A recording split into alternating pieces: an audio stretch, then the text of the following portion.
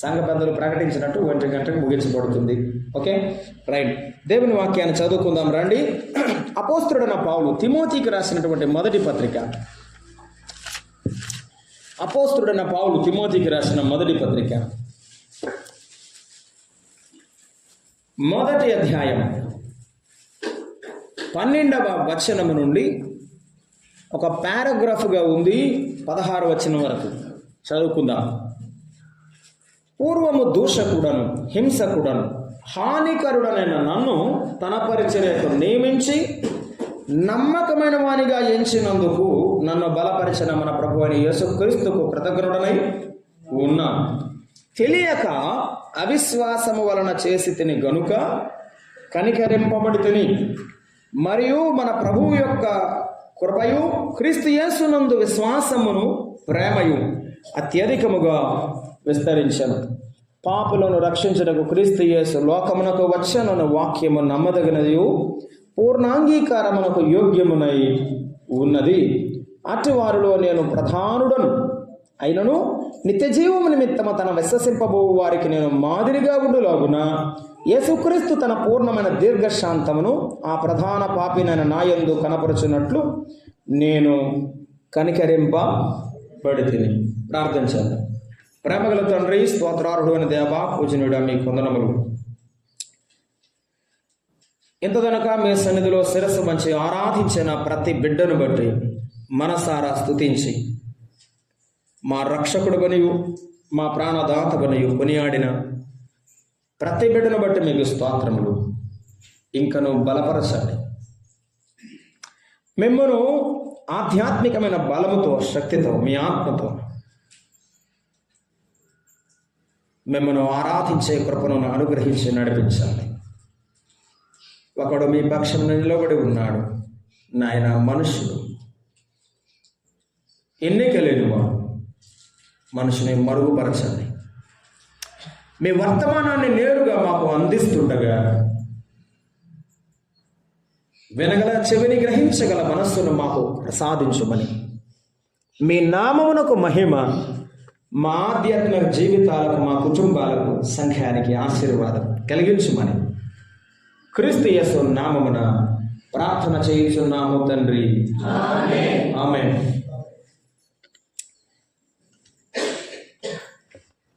మా సంఘంలో బైబిల్ స్టడీలో తిమోతి పత్రికను ప్రారంభం చేశాం. ఈ మొదటి అధ్యాయం ప్రారంభంలో మేమున్నాము. అవే మాటలు, సందేశం మీకు అందించడానికి ప్రభు యొక్క ఆత్మ ప్రేరేపణ బట్టి మీ మధ్య ఉన్నాను. తిమోతికి రాసిన పత్రికలో పౌలు రాసినటువంటి మొదటి పత్రికలో మనకు 6 అధ్యాయాలు ఉన్నాయి. మొదటి అధ్యాయాన్ని ప్రభు నాకు ఇచ్చిన ఆలోచన, ధర్మశాస్త్రోపదేశకులు, అది మొదటి అధ్యాయంలో మొదటి వచనం నుండి 11 వరకు ఉన్నది. 12 నుండి ఆఖరి వరకు క్రీస్తు పరిచారకులు లేకపోతే క్రీస్తు సేవకులు, దేవుని సేవకులు ఎటువంటి వారు అనే 2 మాటలు మనకు ప్రస్ఫుటంగా కనిపిస్తాయి. ధర్మశాస్త్రోపదేశకులు అంటే నాకు బైబిల్ బాగా తెలుసు అనేవారు ఎలా ఉంటారు, నాకు ప్రభువు మాత్రమే తెలుసు అనేవారు ఎలా ఉంటారు, తేడా తెలుసుకోవాలి. నేను మీకు ధర్మశాస్త్రాన్ని గురించి చెప్పను, అది మళ్ళీ కన్ఫ్యూజింగ్, నేను మాట్లాడను. కానీ మీకు మనకు అర్థమయ్యే భాషలో ఏంటంటే, నాకు బైబిల్ బాగా తెలుసు అనేవాడు ఎలా ఉంటారు, నాకు యేసుక్రీస్తు ప్రభువే తెలుసు, ఆయన మాటలే నాకు తెలుసు, ఆయన బలమే నాకు తెలుసు, కాబట్టి నేను ఆయనతో ఉంటాను అనేవారు ఎలా ఉంటారో మనం చూడబోతున్నాం.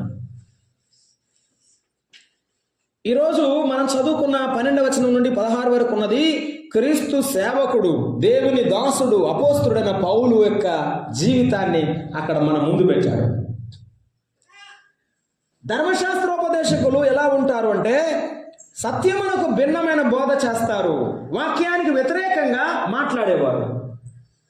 మేము నమ్ముకున్నామని చెప్తారు కానీ వారి మాటలు, వారి జీవితం ఎట్లా ఉంటుంది, వాక్యానికి వ్యతిరేకంగా ఉంటుంది. ఇవి ధర్మశాస్త్రము లేకపోతే వాక్యం బాగా తెలుసు, నాకు అన్ని తెలుసు అనుకునేవారు. రెండవది ఏంటంటే వినేవారు అన్నాడు 3వ వచనంలో. 3వ వచనంలో చెప్పాడు, నేను మాసిదోనియాకు వెళుచుండగా సత్యమునకు భిన్నమైన బోధ చేయవద్దు అని.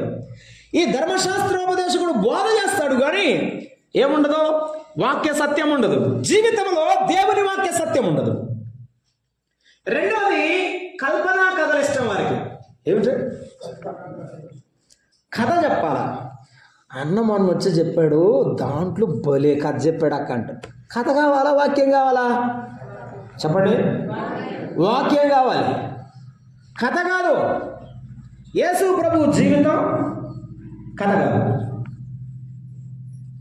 ఈ ధర్మశాస్త్రోపదేశకులు కథల మీద ఉంటారు, వాక్యం మీద ఉండరు, గద్దించరు, బుద్ధి చెప్పరు, ఇలా ఉండాలి అలా ఉండాలని చెప్పరు. మన భాషలో చెప్పాలంటే జోల పడతారు. అమ్మగారు మంచివారు, అయ్యగారు మంచివారు, నేను మంచివాడిని,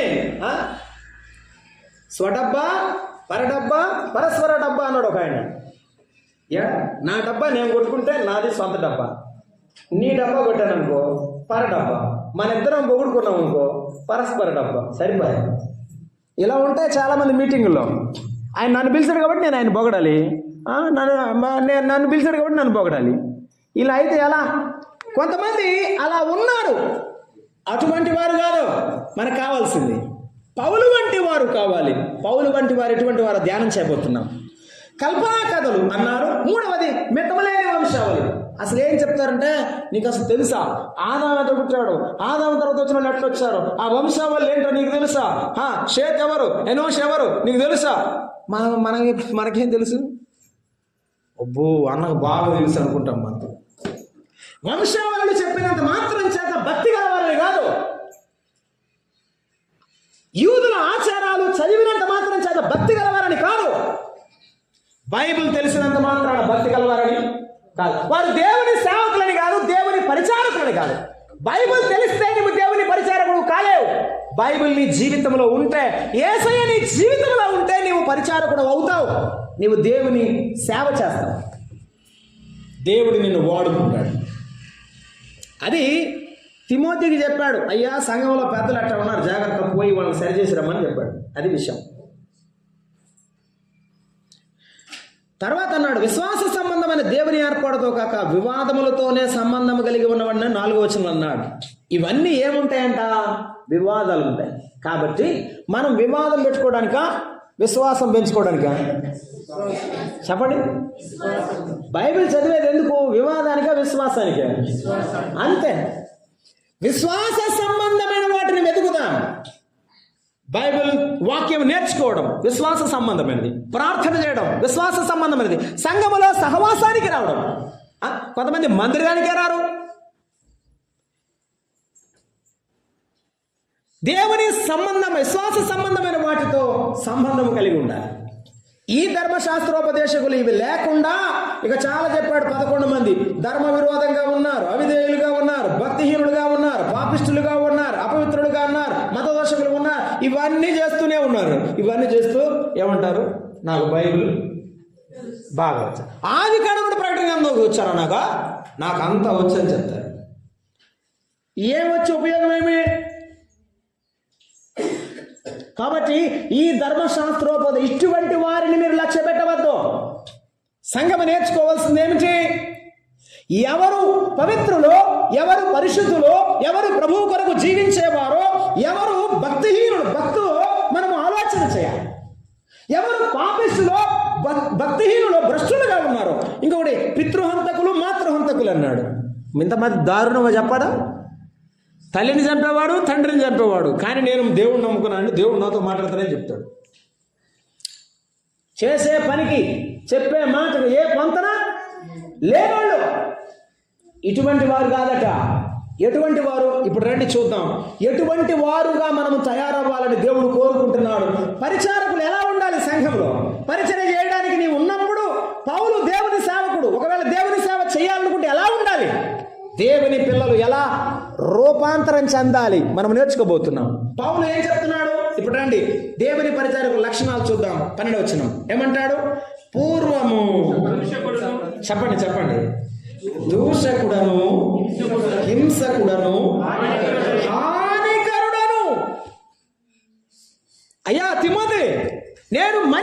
అనుకున్నావా? నేను ఒకప్పుడు మంచివాడు. దిస్ ఇస్ అ హంబుల్నెస్, వినయమైన తగ్గింపు మనస్సు అంటారు దీన్ని. నేను అపోస్తలుడను, నేను గొప్పవాడను, గొప్ప గొప్ప అద్భుతాలు చేశాను అని చెప్పడం లేదు. ఏమంటాడు? నేను ఒకప్పుడు అట్లాంటి వాడినే, నేను పూర్వము దూషకుడను, హింసకుడను, హానికరుడను. నీకు తెలియదేమో, నేను ప్రభువుని గాయపరిచాను ఒకప్పుడు. రండి అపోస్తుల కార్యముల గ్రంథం. అపోస్తుల కార్యముల గ్రంథం ఎటువంటి వాడో 2 మాటలు మనం చూద్దాం. పౌలు చెప్తున్నాడు, నేను పూర్వము దూషకుడను, హింసకుడను, హానికరుడను అని చెప్పాడు. 7వ అధ్యాయం 60వ వచనం. అక్కడ పరిశుద్ధాత్మతో నిండుకొనినటువంటి స్తెఫను భక్తుని అందరూ కూడా రాళ్లతో కొట్టుచున్నప్పుడు అక్కడ నిలబడ్డాడంట. అతడు మోకాళ్ళుని, అంటే ఎవరు? స్తెఫను మోకాళ్ళుని, ప్రభువా వారి మీద ఈ పాపం మోపకమని గొప్ప శబ్దముతో పలికి, ఆ మాట పలికి నిద్రించను. అక్కడ మరణించినప్పుడు ఉన్నాడు ఒకడు. ఎవరు? సౌలు. ఆ చావుకు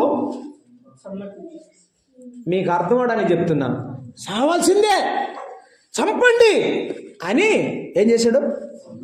సపోర్ట్ ఇచ్చాడు. అక్కడే నిలబడున్నాడు. అటువంటి వాడు ఆగాడా? ఆగలేదు. ఏం చేశాడు తెలుసా? దేవుని వాక్యము ప్రబలమవుతున్న సందర్భంలో 8వ అధ్యాయంలో చాలా మంది యెరూషలేములో పారిపోయారు. 9వ అధ్యాయం 1వ వచనం. సౌలు ఇంకను ప్రభువు యొక్క శిష్యులను బెదిరించుటయు, హత్య చేయుటయు, తనకు ప్రాధాధారమైనట్టు ప్రధాన యాజకునికి వెళ్ళి ఈ మార్గమందున్న, అంటే యేసుక్రీస్తు మార్గములో ఉన్న పురుషులనైనను స్త్రీలను కనుగొనేలా వారిని బంధించి యెరూషలేమునకు తీసుకొని వచ్చుటకు దమస్కులోని సమాజముల వారికి పత్రికలిమ్మని అడిగాను. అనేకులను బెదిరించాడు. ఇప్పుడు దైవ సేవకుడుగా మారిపోయి దేవుని సేవ చేస్తూ తిమోతితో అంటాడు, అయ్యా ఒకప్పుడు నేను చాలా కఠినమైన, చెప్పండి, కఠినమైన మనసు గలవాడను, ఒక దుర్మార్గుడు, అనేకులను హింసించిన వాడను, స్త్రీలను, పురుషులను, పిల్లలను ఈడ్చుకొని వెళ్ళిన వాడను. నేను ఒకప్పుడు అయోగ్యుడను. అందుకే అన్నాడు తిమోతి పత్రిక 1వ అధ్యాయంలో, నేను అపాత్రుడను. ఏమన్నాడు? అపాత్రుడను. ఒకవేళ ఈ మందిరంలో చాపలేస్తుంటే నీవు యేసయ్యకు చెప్పాలి, ప్రభువా దీన్ని వేయడానికి కూడా నేను అపాత్రుడను, కానీ నాకు ఇచ్చావి భాగ్యం, ఇదే నాకు ఆశీర్వాదం. నేను అపాత్రుడను. నీవు దేవుని పరిచారకుడవైతే, పరిచర్య చేయవాడవైతే, దేవుని సేవకుడవైతే, ఒకవేళ పెద్దవైతే, సహోదరుడవైతే, దేవుని బిడ్డవైతే నువ్వు చెప్పాల్సింది ఏమిటి? నేను పూర్వము మంచివాడును. Remember the past days. పాతకాలం గుర్తుపెట్టుకో. నువ్వు ఎటువంటి వాడవో, ఎలా దేవుడు నిన్ను మార్చాడో. నేను దూషకుడను, ఎంతమందిని తిట్టాను, ఎలా బూతులు తిట్టాను. నా బ్రతుకు చూసినప్పుడు ఒకప్పుడు నేనైతే మారేవాణి కాదేమో. నా ప్రభువు నన్ను మార్చాడు. నా ప్రభువు నన్ను మార్చాడు. నా ప్రభువు నన్ను మార్చాడు. తిమోతి ఓ యవన కుమారుడా, నా నిజమైన కుమారుడా, నన్ను మార్చిన దేవునికి స్తోత్రం, నేను కృతజ్ఞుడై ఉన్నాను అన్నాడు. ఎప్పుడు మనము గుర్తుపెట్టుకోవాలి, దేవుని పిల్లలు, నిజమైన పరిచారకులు, దేవుని పరిచర్య చేసేవారు, సంఘంలో ఉండే బిడ్డలు గుర్తుంచుకోవాలి, నేను మారినది కాదు, నన్నే మార్చిన వాడు నా ప్రభువు. వారికి తెలిసిన దాంట్లో అతిశయపడుతున్నారు, కానీ ఇక్కడ దేవుని నిజమైన నమ్ముకున్న వారు దేవునిలో తగ్గింపు జీవితాన్ని కలిగి ఉంటారు. హానికరుడను నేను, అటువంటి వారిని పిలిచాడు. సౌలా సౌలా నీవేళ నన్ను హింసిస్తున్నావని పిలిస్తే, అయ్యా నీవెవడవు నాకు తెలియదు. ఒకప్పుడు ఆయన ఎవరో నీకు తెలియదు కాబట్టే తెలియక చేశావు. ఇప్పుడు ఆయన ఎవరో చెప్పండి అమ్మా, ఆ మాట చెప్పాలని కదా ఇంతసేపు చెప్పింది. ఆయన ఎవరో తెలుసు. తెలుసు కాబట్టి తెలిసినట్టుండాలా, తెలియనట్టుండాలా? ఓ క్రేతీయులారా, క్రేతులో ఉన్నటువంటి వారికి తీతును పంపించి బోధ చేయిస్తూ మొదటి అధ్యాయం తీతుకు రాసిన పత్రికలో అపోస్తలుడైన పౌలు తీతుకు రాసిన పత్రికలో మొదటి అధ్యాయంలో 16 అంటారు. ఏమని? దేవుని ఎరుగుదుమని వారు చెప్పుకొందురు గాని ఏం చెప్పుకుంటారట? మాకు దేవుడు తెలుసు అని చెప్పుకుంటారంట. కానీ వారు అసహ్యులు, అవిధేయులు, ప్రతి సత్కార్యమునకు విషయములో భ్రష్టులై ఉండి తమ క్రియల వలన ఆయనను ఎరుగమన్నట్టున్నారు. తెలుసని చెబుతారంట, కానీ మాట ఏమో తెలుసని చెప్తారు, జీవితమేమో తెలియనట్టు బతుకుతారు. ఆదివారం ఏమో భక్తిగా బతుకుతాడు. సోమవారం నుంచి ఎలా ఉంటారు? సోమవారం నుంచి ఎవరు కనపడరు. యేసయ్య తెలియడో, యేసయ్య చూడ్డనుకుంటూ ఉంటారు. దేవుడు నీకు ప్రతిఫలం, నాకు ప్రతిఫలం ఇస్తాడు. ఒకప్పుడు నేను అవిశ్వాసం వల్ల తెలియక చేశాను. అయ్యా నీవెవడో నాకు తెలియలేదు. అలాగైతే నా దాసుడు అననీయను పంపిస్తాను, నీకు కంటి చూపు వచ్చిన తర్వాత నా కొరకు బతకమన్నాడు. అంతే, సౌలు జీవితం మారిపోయి పౌలుగా మారిపోయాడు. నేను ఒకప్పుడు మార్చబడలేదు, కానీ యేసయ్య మన జీవితాన్ని మార్చాడు. కాబట్టి మన ప్రభువుని మనం మర్చిపోకూడదు. ఇది వినయమైన జీవితం, ఇది తగ్గింపగలిగిన జీవితం. తిమోతి, నేను ఎటువంటి వాడిని అనుకుంటున్నావు? నేను మంచివాడిని కాదు, కానీ నా ప్రభువే మంచివాడుగా మార్చాడు. భక్తిహీనుడి భక్తిపరుడుగా మార్చాడు. నంబర్ 1, 12వ వచనంలో చెప్పాడు, హింసకుడను హానికరుడనైన నన్ను ఆయన నన్ను పిలిచాడు. 2, తన పరిచర్యకు he appointed me, నన్ను నియమించిన వాడు ఆయన. నేను అడుగుతున్నాను, ఈ అమ్మ నీకు 1 ఎకరం పొలం ఉందనుకో, పొలంలో పని చేయాలి. నీకు తెలిసిందే, పొలంలో పని చేయాలి. రేపు పనికి నాటుకు పిలవాలి. వరి నాటు వేస్తా ఉన్నారు, వరి నాటు వేయడానికి పిలవాలి. ఎవరిని పిలుస్తావు? నన్ను పిలిచావు అనుకో, నాకేం రావు, నాటితే మొత్తం పైకి లేవుతుంది నీళ్ళ మీదకి, ఎందుకంటే నా జాతి కాదు. ఎవరిని పిలుస్తావు? ఆయనే వాళ్ళని పిలుస్తావు అన్నావు. రైట్, మంచిది, క్లారిటీగా మొత్తం చెప్తావు. చూడండి, నాటే వాళ్ళు పిలవాలి. నాటు జాతిగా పిలితే ఉపయోగం అవుతుంది, అంతే కదా? ప్రయోజనం లేదు. మొక్కలు నాటే వాళ్ళు నీళ్ళ మీద ఉపయోగం ఉందండి, అంతే కదా? అంటే అర్థమేమిటో తెలుసా? పనికి అర్హులైన వారిని, అది కదా చెప్పడానికి కదా ఇప్పుడు చెప్పింది, అర్హులైన వారిని పిలవాలి. ఎవరు పని చేసేవాళ్ళో వాళ్ళే పిలవాలి. పని చేయని వాళ్ళని పిలుస్తారంటే పనికి. నీ ఎకరం పొలంలో నాటడానికే ఇన్ని ఆలోచిస్తే పరలోకంలో వ్యవసాయం చేయడానికి ఎవరు పిలవాలా? చేసేవాళ్ళ, చేయని వాళ్ళ, ప్రార్థన చేసేవాళ్ళ దేవుడు పిలవాలా? వాక్యం చదివేవాడే కదా దేవుడు వాడుకోవాలా? కూడికలకి క్రమం తప్పకుండా వచ్చేవాడే కదా దేవుడు వాడుకోవాలా? నేను మాత్రం స్పెషల్, ఎప్పుడైనా వస్తాను, కానీ నన్ను మాత్రం వాడుకోవాలి. వండర్ఫుల్ అండి బాబు. మీ ఫార్ములా చాలా గొప్పది కదా. మీరే ఒక కంపెనీ పెట్టారనుకోండి, నెలకు ఒకసారి ఉద్యోగానికి వచ్చేవాడిని ఏమనుకుంటారు? మీరు మెచ్చుకొని అవ్వాలి అంటారు కదా, లైఫ్ అచీవ్మెంట్ అవ్వాలి, జీవిత సాఫల్య పురస్కారం. నేను ఇలా మాట్లాడుతున్నాను అనుకోవద్దు. మనం ప్రభువుకి ఎంత దగ్గరగా ఉంటే అంత గొప్పగా ప్రభువు మనం వాడుకున్నాడు. No matter what the people think. ప్రజలు ఎలా మాట్లాడుతున్నారో, ప్రజలు ఎలా ఆలోచిస్తున్నారో మనకు అనవసరం, కానీ నా ప్రభువు నన్ను ఏమడుగుతున్నాడు అదే నాకు ముఖ్యం. నా మనసులో ఉన్న ప్రభువు నాతో మాట్లాడాలి. నేనేం చేస్తున్నానని తెలుసుకుంటా ఆయన మాట్లాడాలి. పౌలు భక్తుడు ఏమంటాడంటే, ఈ పరిచర్యకు పనికి రాని వాడునేనా నన్ను ఏమంటాడు? ఇంకొక మాట అన్నాడండి, నాకు బాగా ఇష్టమైన మాట. ఆ మాట చూడండి, 16వ వచనం. ఆయనను నిత్య జీవ నిమిత్తం తన విశ్వాసమే వారికి నేను మాదిరిగా ఉండులాగునా. ఏమండి, పాదిరిగా కాదు, మాదిరిగా ఉండులాగునా. యేసుక్రీస్తు తన పూర్ణమైన దీర్ఘశాంతమును ఆ ప్రధాన పాపిని నేనే. అపోస్తలులకు ముందు కానీ అపోస్తలుల తర్వాత కానీ నాలాంటి పాపిష్టుడు లేడు. కానీ దేవుడు ఏం చేశాడు? నన్ను ఏర్పరిచాడు, నన్ను పిలిచి నన్ను నియమించాడు. నా యందు కనపరచినట్లు నేను కనికరింపబడితిని. నేను పాపినే కానీ నన్ను కనికరించిన వాడు యేసయ్య, నన్ను నియమించిన వాడు యేసయ్య. గుర్తుంచుకోమా, ఒకప్పుడు నీకు ఏమి లేకపోతే నేను చేరదీసి ప్రేమించి నీకు మంచి ఉన్నతమైన స్థితినిచ్చి చేస్తే అట్లాంటి ఆయన నువ్వు మర్చిపోతావా? మర్చిపో. అమ్మో, అలా మర్చిపోతే ఎట్రా? పిల్లలు కూడా చెప్తారే, అలా నా అంకుల్ మనకి చాలా సాయం చేశాడయ్యా, డబ్బులు ఇచ్చినాడు, చాలా మన ఇల్లు కూడా కట్టించినాడు, చాలా బాగా చేసినాడా, మర్చిపోబాకండి, ఎప్పుడప్పుడు వెళ్ళి పదవి చూస్తూ ఉంటారా, నేను పోయిన తర్వాత ఆయన గుర్తుపెట్టుకోండి ఆయన్ని అని చెప్తాం పిల్లలకి. చెప్పలేదమ్మా, చెప్తాం కదా.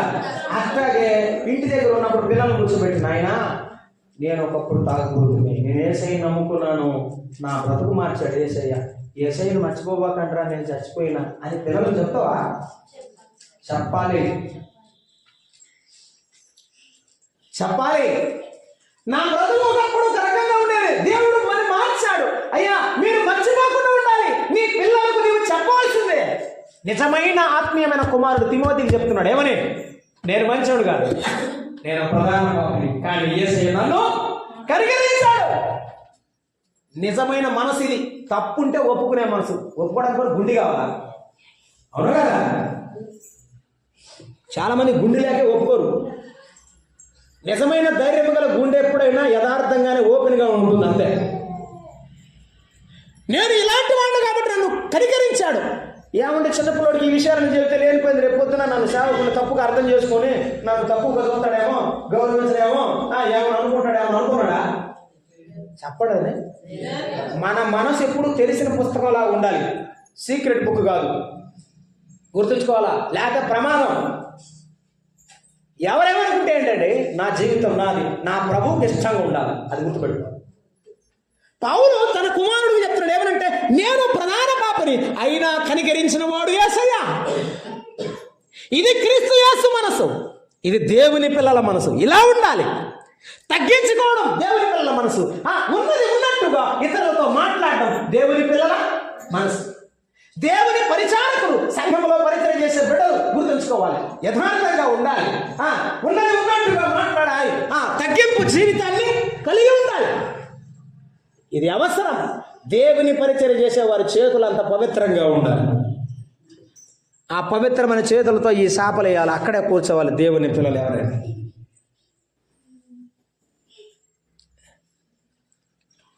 నన్ను నియమించాడు అని చెప్పాడు. ఏమన్నాడు? ఎలా నియమించాడు? ఒక మాట చదువుకుందాం. చూడండి, చదువుతా. ఎప్పుడు నియమించాడు అది కూడా గుర్తుపెట్టుకో. అపోస్తల కార్యముల గ్రంథం రండి, 9వ అధ్యాయం ఉన్నాయి. 9వ అధ్యాయం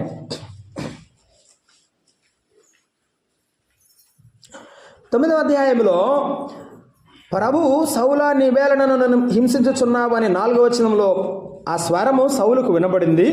ప్రభువా నీవెవడవని 5వ వచనంలో అడిగాడు. 6వ వచనం, లేచి పట్టణంలోకి వెళ్ళి అక్కడ ఏమి చేయవలో నీకు తెలియబడని చెప్పాను. ఏమన్నాడు? లేచి పట్టణంలోకి వెళ్ళు, అక్కడ నీకేమి చేయవలనో చెబుతారు అని చెప్పి పంపించాడు. ఒకటి, ప్రభువుని మనం అడగాలి, ప్రభువా నీవు ఎటువంటి వాడవో నేను నిన్ను తెలుసుకోవాలి అనేటువంటి డిజైర్, కోరిక విశ్వాసాలకు ఉండాలి. రెండవది, ప్రభువా నీవెవడవు అని అడిగాడు. రెండవది, నేనేం చేయాలని అడిగాడండి. ఏమడిగాడు? నువ్వెవరు అని అడిగాడు. రెండవది ఏం చెప్పాడు? నన్నేం చేయమంటావు అన్నాడు. నమ్ముకున్న ప్రతి విశ్వాసి అడగాల్సిన రెండు మాటలు. దేవుడు ఏమని? ప్రభువా నీవెవరికో నాకు బయలుపరచు, నీ శక్తి ఏమిటో, నీ ప్రభావం ఏమిటో నీ మహిమ ఏమిటో నాకు చూపించు, నన్ను బలపరచు నీ శక్తితో. ఇది అవసరం.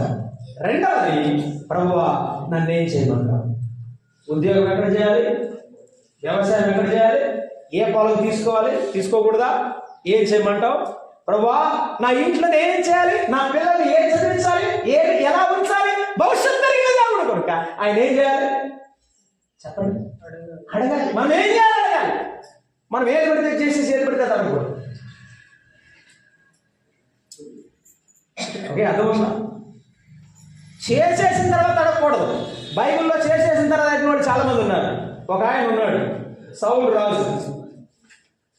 రాజు, ఇశ్రాయేలులకు మొదటి రాజు. ఏం చేశాడు?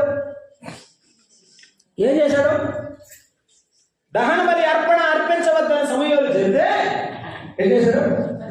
గబాగబా పోయి అర్పణ అర్పించేశాడు. అర్పించడం అయిపోయి ముగిపోయిన తర్వాత సమయం వచ్చాడు. ఇప్పుడు ఏం చేయాలో అర్థం కాలేదు. సరే అయిపోయింది. దేవుడు వదిలిపెట్టేశాడు సౌల్ని. ఏం చేయాలో తెలియక అరణ్యపిశాచం దగ్గరికి వెళ్ళాడు. అమ్మా, ఒకసారి సౌలు సమూయేలు దైవజనుడు ఉన్నాడు, ఆయన చనిపోయాడు, ఆయన బయటికి తెప్పించమ్మా, ఆయనతో మాట్లాడాలా అని అడుగుతున్నాడు. ఎవరితో మాట్లాడాలా? నమ్ముకున్నాడు. దెయ్యంతోనా దేవునితోనా? ఇప్పుడు ఏడకు పోయినాడు? దెయ్యం దగ్గరికి పోయినాడా? దేవుడితో మాట్లాడతానికి దెయ్యం దగ్గరికి పోతాడన్నా? ఇవి విచిత్రంగా లేదా బైబిల్లో?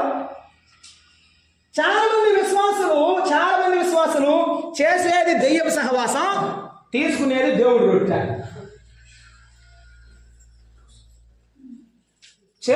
మాట్లాడేది దెయ్యపు మాటలు, ఆదివారం పాడేది దేవుడు పాటలు.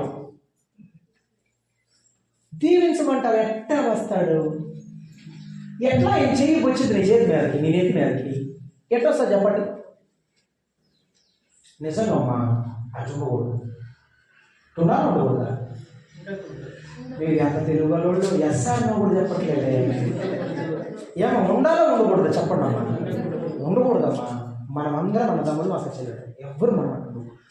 ఒకవేళ పొరపాటున మనం అట్లా ఉన్నప్పుడు, ప్రభువా నేను అట్లా ఉండలేక నాయన, నేను మానేస్తాను, కానీ నీ కొరకు సాక్షి బ్రతుకుతాను ప్రభువా.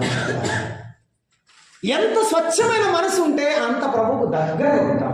యేసయ్యతో ఒక చంటి బిడ్డ తన తండ్రితో మాట్లాడిన అనుభవంతో మనం ఉండాలి. అది చాలా అవసరం. పౌలు భక్తుడు గొప్ప దైవజనుడు. ఆయన చెప్పే మాటలు వింటున్నప్పుడు ఏమంటాడు తెలుసా? ప్రభువా నేనున్నాను, నేనేం చేయమంటావు అని అడుగుతున్నాను. ఎవరి బిడ్డలు? ప్రభువా నన్నేం చేయమంటావు? ఈ మాట మీరు ప్రార్థన చేయాలి. అది నీ వ్యక్తిగత జీవితంలో శరీర సంబంధమైన, ఉద్యోగమైన, వ్యాపారమైన ఏం చేయమంటావు? ప్రభుని అడగండి, ప్రభువు మీకు మార్గం చూపిస్తా. ఆయన సేవ విషయంలోనైనా ప్రభుని అడగండి, ప్రభు మార్గం చూపిస్తాడు. మనము చాలాసార్లు ఈ రెండు విషయాలు చేయకుండానే ఆధ్యాత్మికంగా విశ్వాసులందరూ బలపడకపోవడానికి కారణం, ఎదగడానికి కారణం రెండు విషయాలే. ఒకటి, యేసు ప్రభు ఎవరో వారికి తెలియకపోవడం. రెండు, ప్రభువా ఏం చేయమంటావని యేసు ప్రభువుని అడగకుండా ఏది పడుతుంది చేయడం. ఈ రెండే మనం దారి తప్పడానికి కారణం. ప్రతి విశ్వాసం చేయాల్సిన విషయం ఇది. పౌలు భక్తుడు ఈ విషయం తెలుసుకున్నాడు. ప్రారంభంలోనే ప్రభువుని అడిగాడు, ప్రభువా నా కళ్ళు పోయాయి, ఇప్పుడు నన్ను ఏం చేయమంటావు చెప్పు, నువ్వేం చెబితే. యేసయ్య సౌలును చూసి పౌలును చూసి నవ్వి ఉంటాడు. బాగా బలం ఉందనుకున్నాడు, ఏదో చేద్దాం అనుకున్నాడు. సరే ఇక నా సేవ చేయి వెళ్ళు అని పంపించాడు. చూసారా? ఎవడు దీనుడైనా సన్నిధిని వణుకుచున్నాడో నేను వానినే దృష్టించుచున్నా.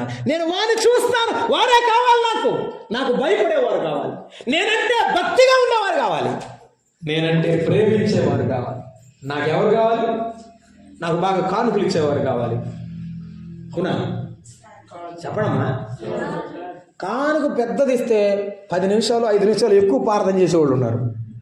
దానివల్ల ఏం ఉపయోగం లేదు. ఏదో నీ సెల్ఫ్ సాటిస్ఫాక్షన్, ఇంటికి వెళ్తావు అంతే. మేము చిన్నపిల్లప్పుడు చెప్పి చెవులు జాడేసి ఇంటికి పోవట్లేదు.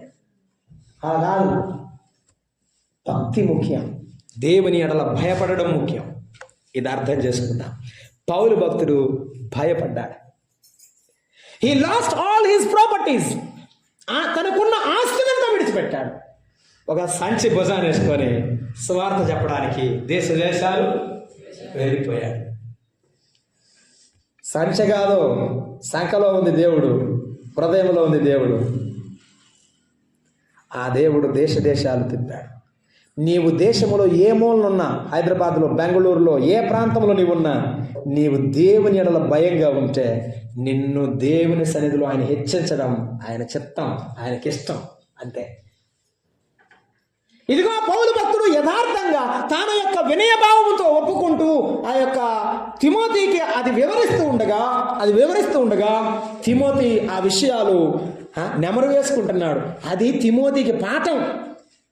ఎప్పుడైనా పెద్దల యొక్క బలహీనత, లేకపోతే పాతకాలంలో ప్రభువు నమ్మక ముందు వాళ్ళు చేసిన పొరపాట్లు మనం తెలుసుకొని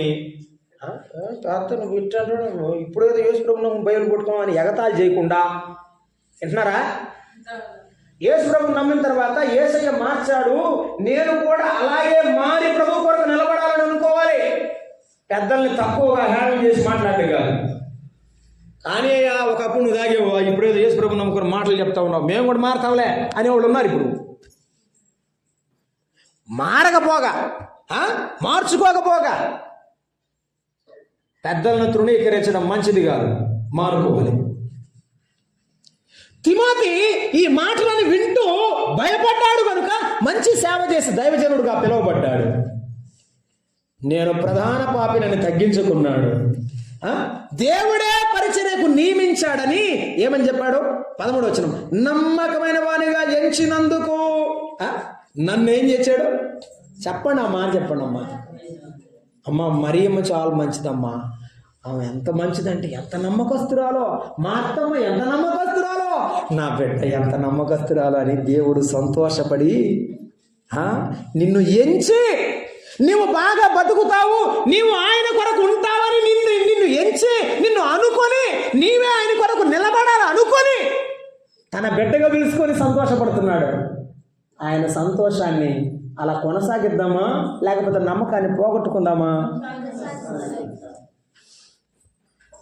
యెహోవా సౌలును స్థిరపరచదలచి ఉండెను, కానీ సౌలు నిలబడక పోయాడు. ఆయన కోరిక నిన్ను స్థిరపరచాలని, ఆయన కోరిక నిన్ను బలపరచాలని, ఆయన కోరిక నిన్ను పైకి లేపాలని. అయితే నీవు యేసయ్య కొరకు నిలబడినప్పుడే స్థిరపడతావు, బలపడతావు. ఎప్పుడు యేసయ్యను విడిచిపెడతావో అప్పుడు చెప్పాడు బైబిల్లో, యెహోవాను విడిచివానికి శ్రమలు విస్తరించును. దేవుని విడిచిపెట్టి ఒకసారి యేసు ప్రభువుని నమ్ముకొని దేవుడు ఎవరో తెలిసి నీ విడిచిపెట్టావా, ప్రభువు నిన్ను విడిచిపెట్టడు. నేను 2 విషయాలు చెప్తాను ఇక్కడ మీకు క్లారిటీ. అందరూ యేసు ప్రభు నమ్ముకున్నాడు, చర్చికి వచ్చేవాడు అందరూ కాదు.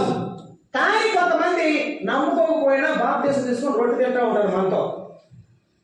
బావు, ఇది చాలా టఫ్ విషయం నేను చెప్తున్నాను, మళ్ళీ మీరు ఏమని అనుకోవద్దు. నమ్ముకోకుండానే రొట్టె రసం తీసుకునే వాళ్ళు కూడా ఉన్నారు. ఇప్పుడు ఎట్లన్నా చెప్తాను వినండి. ప్రభువు నమ్ముకున్న వాడికి ఒకరోజు ఏమి లేదట, తినటానికి ఏమి లేదు, ఆకలి అవుతుంది, ఏం తినాలో తెలియదు. ఏం తినాలో తెలియకపోతే పక్కటి వాళ్ళ చెట్టు ఏ స్థానంలో వంగిందంట, జామకాయ చెట్టు. జామకాయ చెట్టు. ఆకలి అవుతుంది కదా, ఒక కాయే కదా, చెట్టు మంది కాదు అని కోసుకుందామని ఇట్ట చేయి పెట్టాడంట. దేవుడు హృదయంలో ఉన్నాడు కదా, రే చెట్టు నీది కాదు, కాయ నీది కూడా పట్టుకోక అని మనసు అంతరాత్మలో గద్దించిందంట. అంటేను అక్కడే మోకాళ్ళ మీద వేసి, ప్రభా క్షమించిన ఆయన, నాకు ఆకలి అవుతుంది, ఏం చేయాలో తెలియట్లేదు అని ప్రార్థన చేసి ఆమెనన్నాక అక్క వచ్చిందట, భోజనం తీసుకొని భోజనం పెట్టి తిన్నాడట. నేనేం చెప్తున్నానంటే, నమ్మిన విశ్వాసంలో దేవుని ఆత్మ గద్దిస్తాడు, అప్పుడు వాడు దిద్దుకుంటాడు తప్పు. అది కరెక్ట్, అది వాడు నమ్మినట్టు. అర్థమైందా?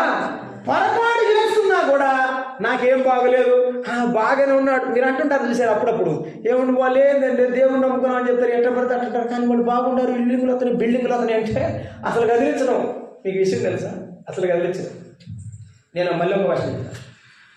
నా కొడుకు కానీ రోడ్డు మీద వెళ్ళి ఏదైనా అట్టటి తిరుగుతా, నేను చెప్పిన మాట వినకపోతే ఏం చేస్తాను? మీరేం చేయరు, నేనేం చేస్తాను చెప్తానండి. కర్ర తీసుకొని ఆరాని బాగా 2-3 దెబ్బలు వేస్తా అన్నమాట. ఎందుకు? నా కొడుకు కాబట్టి. పక్కింటి వాడు అబ్బాయా అదే రోడ్డు మీద తిరిగి బాగా చేస్తున్నాడు. అనుకుంటాను కానీ వెళ్ళి కొట్టను. ఎందుకు? నా కొడుకు కాదు కాబట్టి. అర్థమవుతుందా? నమ్మిన విశ్వాస అయితే దేవుడు వదిలిపెడతాడు. కొడతాడో తిడతాడో ఏం చేస్తాడో లేపేస్తాడో తెలీదు, ఏదో ఒకటి చేస్తాడు, సరి చేస్తాడు, లేకపోతే ఏదో ఒకటి చేస్తాడు. నమ్మకపోతే అది నిజం. ఎందుకంటే నువ్వు ఆయన బిడ్డవు కాదు కాబట్టి. ఇది విషయం. దేవుని పిల్లలమైన మనము గుర్తుంచుకోవాల్సింది ఏంటంటే నమ్మకంగా ఎంచాడు కనుక ఆ నమ్మకాన్ని పోగొట్టుకోకుండా ఏం చేయాలి? మనము కాపాడుకోవాలి, జాగ్రత్తగా ఉండాలి. హెబ్రీ పత్రిక 3వ అధ్యాయం పౌలు భక్తుడు అపోస్తలుడైన పౌలు హెబ్రీలకు రాసినటువంటి పత్రికలో 3వ అధ్యాయం 12వ వచనం చదువుతారా? 12వ వచనం. సహోదరులారా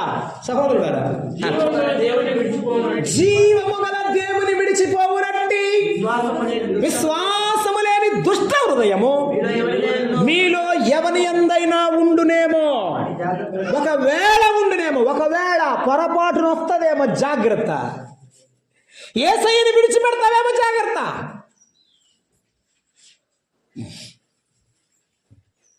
దేవుని విడిచిపెట్టే మనసు రాకూడదు అమ్మా. దేవుని విడిచిపెట్టే మనసు రాకూడదు. ప్రార్థన విడిచిపెట్టే మనసు రాకూడదు. వాక్యమును విడిచిపెట్టే మనసు రాకూడదు. విశ్వాసమును విడిచిపెట్టే మనసు రాకూడదు. పౌలు భక్తుడు అంటాడు, నేను ఇతరులకు బోధించిన తర్వాత నేనే భ్రష్టుడనైపోతున్నామో. నా శరీరాన్ని నేను నలగొట్టుకుంటున్నాను. మోకాళ్ళ మీద ప్రార్థనలో నలగొట్టుకుంటున్నాను. నేను ప్రభు సన్నిధిలో నలగొట్టుకుంటున్నాను. నీవు కూడా అంతే. నీ శరీరం నీ మాట వినకపోతే మోకాళ్ళ మీద దాన్ని నలగొట్టాలి ప్రార్థన ద్వారా. మోకాళ్ళ మీద ప్రార్థన చేసి, ప్రభువా నేను నిలబడడానికి శక్తి దయచేయి, నేను పాపాన్ని ఎదుర్కోవడానికి నాకు శక్తి దయచేయి, అపవాది అగ్నిబాణాలు ఆర్పడానికి శక్తిని దయచేయమని నీవు ప్రార్థన చేయాలి. అప్పుడు ప్రభువు నీకు శక్తినిస్తాడు. పౌలు భక్తుడు తిమోతికి చెప్తున్నాడు, యవన బిడ్డకు చెప్తున్నాడు, నమ్మకమైన వాడుగా నన్నించాడు కాబట్టి నేను ఇలా నమ్మకంగా సేవ చేస్తున్నాను. దేవుని పరిచారకులు ఎలా ఉంటారు గుర్తుంచుకోండి. దేవుని పరిచారక లక్షణాలు: దేవుడు పెట్టుకున్న నమ్మకాన్ని పోగొట్టుకోకుండా కాపాడుకుంటారు దేవుని సేవకులు.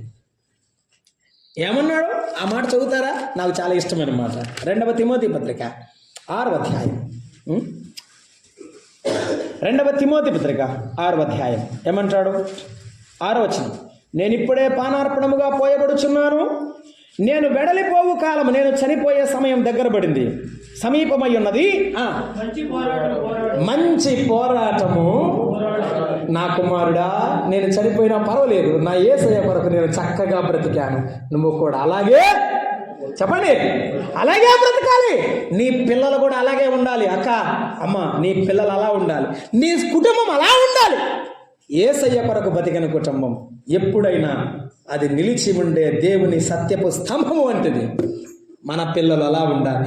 నేను కాపాడుకుంటుని, నా విశ్వాసమును కాపాడుకుంటుని. కాపాడుకో నీ విశ్వాసాన్ని. నీ ఉద్యోగంలో కాపాడుకో, నీ వ్యక్తిగత జీవితంలో కాపాడుకో. పౌలు భక్తుడు చెప్తున్నాడు, నన్ను నమ్మకమైన వారిగా ఎంచిన ప్రభువు దగ్గర నేను నిలబడ్డాను. ప్రభువే నమ్మకంగా ఎంచాడు. ఆ నమ్మకాన్ని పోగొట్టుకోవద్దు. నన్ను బలపరిచిన ప్రభు అని యేసుక్రీస్తు అన్నాడు. ఇంకొక మాట ఏం చేశాడంట ఆయన? నన్ను నమ్మకంగా ఎంచి ఎట్టొకటి నీ తిప్పలు నువ్వు బడురా అనలేదంట. అదే నా అర్థం. ఏటా అపాయింట్ చేశాడు, నా పని వేయమన్నాడు, చెయ్యి, పర్వాలేదు, మంచోడు నువ్వు, పర్వాలేదని వదిలిపెట్టాడా? వదిలిపెట్టలేదట. బలహీన పడిపోతాడేమోనని, బలహీన పడిపోతానేమోనని ఏం చేశాడు? బలపరిచాడట. మన ప్రభువు మనలను బలపరిచేవాడు. ఒకవేళ కష్టాలు వచ్చినప్పుడు, కన్నీళ్ళు ఉన్నప్పుడు, ఎవరు నీ ప్రక్కన నిలబడినప్పుడు నువ్వేం చేయాలి తెలుసా? ప్రభువా, నా బలం నీవే, నా బలము నీవే. నేను ఒంటరిగా నిలబడి ఉన్నాను, నేను ఒంటరిగాను కాను. గుర్తుంచుకో. నీ ఒంటరితనము కాదమ్మా, నీ ఒంటరితనము కాదు. నీ ప్రక్కన ఉన్నవాడు 1000 కొండల మీద పశువులన్నీ కలుగజేసిన వాడు, సర్వ జగత్తును సృష్టించిన దేవాది దేవుడు నీ ప్రక్క నిలబడి ఉందా? ఎక్కి ఎక్కి ఎక్కి ఏడ్చినా వెక్కిరింతల పాలైనా, వెక్కి వెక్కి వెక్కి ఏడ్చినా వెక్కిరింతల పాలైనా, నేనున్నాను భయపడకండివే, నేనున్నాను భయపడకండివే, నేనున్నాను భయపడకండివే, నేనున్నాను భయపడకండివే, కాదన్నాడు నేను అనాథను, యేసు కాదన్నాడు నేను అనాథను, కన్నీరు తుడుచువాడా నా కన్నీరు తుడుచువాడా. ఆసియాలో ఉన్న వారందరూ నన్ను విడిచి వెళ్ళిపోయారు, నా ప్రభువు నా ప్రక్కన నిలిచి నన్ను బలపరిచారు, సింహపు నోట నుండి నన్ను తప్పించారు.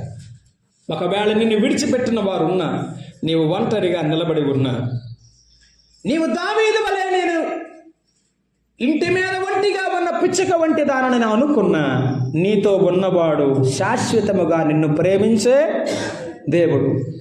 నా కుమారుడా, నన్ను బలపరిచిన దేవునికి స్తోత్రం, నేను కృతజ్ఞుడనై ఉన్నా.